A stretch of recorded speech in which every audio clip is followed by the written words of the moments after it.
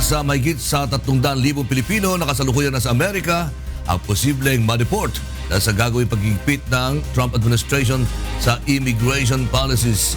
Mula sa Quezon City, may report si Ray Palayo, live. Ray!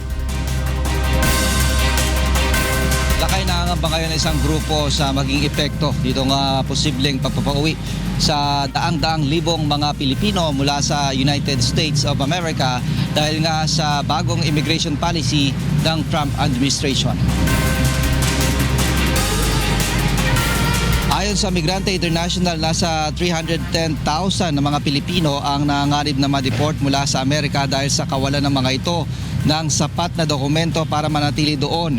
Ayon sa grupo, madaragdag na naman ito sa bilang ng mga Pilipinong walang trabaho at malaki rin ang mababawas sa porsyento ng remittances ng mga OFW.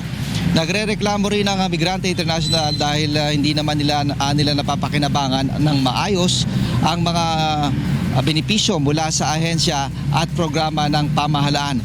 Pero ayon naman kay OWA Administrator Hans Leo Kakdak, may 1 bilyong pisong pondo ang OWA para sa mga programa ng mga OFW gaya ng reintegration program at yung sa kayo gumagawa nga sila ng paraan upang lalong mapadali ang proseso ng mga benepisyong ito, lalo na yung pagkuha ng mga loan ng OFW.